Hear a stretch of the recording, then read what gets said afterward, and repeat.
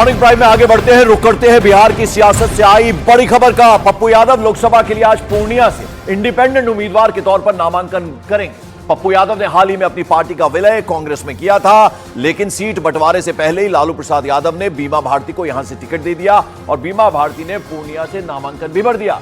ऐसा बताया जा रहा है कि पप्पू यादव की लाख कोशिशों के बाद भी आरजेडी ने यह सीट नहीं छोड़ी और इसके बाद अब पप्पू यादव निर्दलीय चुनाव मैदान में जाने की तैयारी में है और इसी कड़ी में आज वो अपना नामांकन भी दाखिल करेंगे। 4 तारीख का उन्होंने पहले से ऐलान कर दिया था कि 4 तारीख को अपना नामांकन करेंगे। सीमांचल इलाके में पूर्णिया सीट बेहद महत्वपूर्ण मानी जाती है और पप्पू यादव पहले भी यहां से सांसद रह चुके हैं, लिहाजा एक बार फिर अब इंडिपेंडेंट चुनाव लड़ेंगे। उन्होंने अपनी पार्टी का विलय कांग्रेस में किया था, लेकिन खासे नाराज थे। लालू प्रसाद यादव से उन्होंने भेंट भी की थी और कहा था कि लालू जी हमारे लिए ये सीट छोड़ें, लेकिन ये सीट नहीं छोड़ी। बीमा भारती को यहां से उम्मीदवार कैंडिडेट बनाया, तो ऐसे में अब इंडिपेंडेंट चुनाव लड़ने की तैयारी में है। आज नामांकन दाखिल करेंगे पूर्णिया सीट से पप्पू यादव। और चंद्रमोहन कुमार मेरे सहयोगी इस वक्त हमारे साथ जुड़ रहे हैं। चंद्रमोहन काफी आहत हुए थे और उनकी भावनाएं जो है वो आंसुओं के रूप में भी हमने देखी थी। वो ये कह रहे थे कि जान दे दूंगा लेकिन पूर्णिया नहीं छोड़ूंगा और 4 तारीख का ऐलान भी कर दिया था। आज 4 तारीख के नामांकन करने वाले हैं इंडिपेंडेंट के तौर पर। अब बिल्कुल, और पप्पू यादव ने साफ तौर पर यह भी कहा था कि पूर्णिया वो किसी भी हालत में नहीं छोड़ने वाले हैं और हम अभी उन्हीं के घर के ठीक बाहर मौजूद हैं, जहां पर 11 बजे से यहां से निकलेंगे पप्पू यादव और कलेक्ट्रेट पहुंचेंगे, फिर वो नामांकन दाखिल करेंगे। एक तस्वीर आपको दिखाने की कोशिश करेंगे कि पप्पू यादव के घर के सामने कांग्रेस का जो बैनर और पोस्टर है अब तक नहीं हटा है और ना ही कांग्रेस के किसी बड़े नेता का यह कॉल आया है कि पप्पू यादव यहां से चुनाव नहीं लड़े, क्योंकि उनका बिहार में आरजेडी के साथ गठबंधन है। तो साफ तौर पर समझा जा सकता है कि कहीं ना कहीं कांग्रेस का मौन समर्थन भी है और यही वजह है कि पप्पू यादव के घर के बाहर ये जो बड़े बड़े होर्डिंग और पोस्टर लगे हैं, ये साफ तौर पर दिखा रहे हैं कि पप्पू यादव अभी भी कांग्रेस में हैं। भले ही कांग्रेस से टिकट नहीं मिल पाया, लेकिन उनकी तैयारी कहीं ना कहीं पूर्णिया से है और इससे पहले 3 बार इसी पूर्णिया से पप्पू यादव सांसद रह चुके हैं, जिसमें 2 बार वो निर्दलीय चुनाव लड़े हैं और उनके कार्यकर्ता, एक तस्वीर आपको दिखाने की कोशिश करेंगे। घर के बाहर लोग धीरे धीरे इकट्ठा होना शुरू हो चुके हैं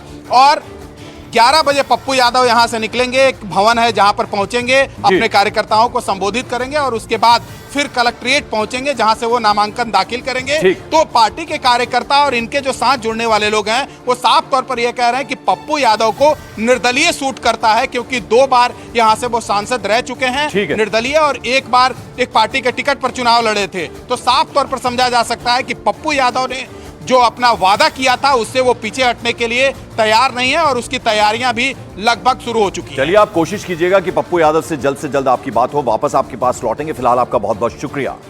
और मॉर्निंग प्राइम में अब जरा उत्तर प्रदेश का रुख करते हैं, समाजवादी पार्टी की बात करते हैं। समाजवादी पार्टी में किस तरह से नया गृह कलेश जो है वो मचा हुआ है। सूत्रों के हवाले से खबर यह है कि मेरठ सीट के बाद बागपत में भी समाजवादी पार्टी ने अपना कैंडिडेट बदल दिया है। बताया जा रहा है कि समाजवादी पार्टी ने इस सीट पर पहले जाट कार्ड खेला था, लेकिन नामांकन खत्म होने में सिर्फ 1 दिन बाकी रहने से पहले अब अमरपाल शर्मा के नाम की घोषणा हो सकती है। ऐसा माना जा रहा है कि समाजवादी पार्टी बागपत में ब्राह्मण कार्ड खेल सकती है। बागपत में दूसरे चरण में यानी 26 अप्रैल को वोटिंग होनी है, तो उससे पहले यहां समाजवादी पार्टी ने अब ब्राह्मण कार्ड खेल दिया है और यहां पर भी कैंडिडेट बदल सकता है। मुरादाबाद, मेरठ और अब बागपत का नंबर है। कहीं ना कहीं गृह कलेश मचा हुआ है। उस बीच अब यह बड़ी खबर है कि बागपत में भी अपना कैंडिडेट बदलने जा रही है एक तरह से समाजवादी पार्टी। और उधर मुरादाबाद लोकसभा सीट पर प्रत्याशी के चयन पर समाजवादी पार्टी में घमासान मचा हुआ है। खबर है कि मुरादाबाद से समाजवादी पार्टी ने पहले एसटी हसन को टिकट दिया और फिर उनका टिकट काटकर वहां से रुचि वीरा को टिकट दे दिया। अब यह कहा जा रहा है कि समाजवादी पार्टी के राष्ट्रीय अध्यक्ष अखिलेश यादव ने एसटी हसन के लिए एक पत्र जारी किया था, जिसमें उन्हें दोबारा से मुरादाबाद से प्रत्याशी बनाया था।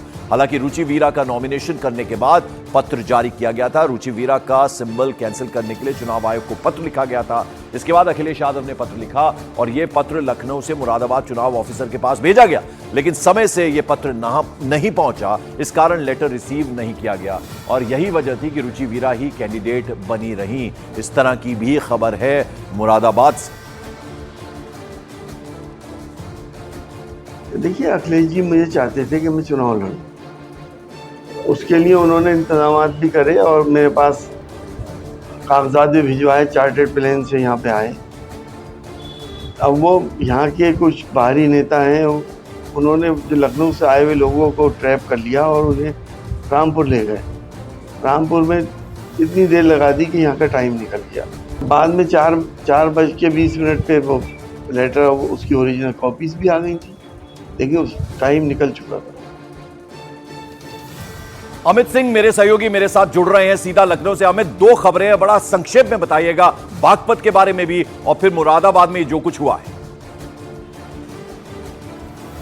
जी हाँ, बिल्कुल। देखिए, इनफाइटिंग जो है समाजवादी पार्टी में वो लगातार जारी है। जिस तरीके से हमने कल एसटी हसन का बयान सुना कि नेता पहुंचे लखनऊ से, लेकिन उन्हें यहाँ के लोकल नेता जो है वो लेकर रामपुर चले गए, इसमें टाइम भी दिया। लेकिन जिस तरीके से रुचि वीरा का विरोध खुद उनके सामने समाजवादी पार्टी के कार्यकर्ता कर रहे हैं, जाहिर तौर पर यह पार्टी की एक स्ट्रैटेजी हो सकती है कि उन्होंने एसटी हसन को कहा हो कि आइए मंच से और वो इस तरीके का बयान दीजिए ताकि अखिलेश यादव के पक्ष में, पार्टी के पक्ष में जो समाजवादी पार्टी के कार्यकर्ता हैं वो दोबारा काम में जुट जाए। दूसरी तरफ अगर बागपत में आए तो बागपत पे भी बताया जा रहा है कि आज एक बड़ा फैसला समाजवादी पार्टी ले सकती है। हमारे सोर्सेस ये बता रहे हैं बागपत के कैंडिडेट का नाम बदला जा सकता है। इसके अलावा अगर हम इनफाइटिंग की बात करें तो मेरठ सीट पंकज वो भी काफी इंपॉर्टेंट हो गया है। अतुल प्रधान को भानु प्रताप सिंह का टिकट काट के समाजवादी पार्टी ने अभी हाल में 3 दिन पहले दिया था। कल अतुल प्रधान ने नॉमिनेशन वहां पर किया है, लेकिन चर्चाएं इस बात का है कि अतुल प्रधान का भी टिकट एक बार फिर से कट सकता है। बिल्कुल अमित, तो कहीं ना कहीं ये जो गृह कलेश है जल्द से जल्द खत्म होना चाहिए, क्योंकि it's high time now. Lok Sabha चुनाव एकदम सर पर है, तो कहीं ना कहीं अब इन सब चीजों को सुलझा लेना चाहिए समाजवादी पार्टी।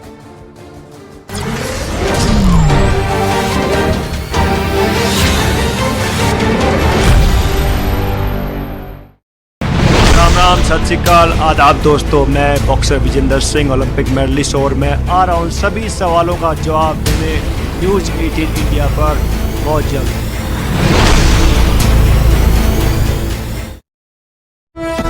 की राजधानी ताइपे भी बुरी तरह कांप गई। हालांकि हुआलियन शहर से ताइपे की दूरी करीब 155 किलोमीटर है, लेकिन इसके बाद भी इस ताकतवर भूकंप की वजह से ताइपे शहर में हाहाकार मच गया, क्योंकि वहां के मौसम विभाग के मुताबिक इस भूकंप के झटके पूरे ताइवान में महसूस किए गए।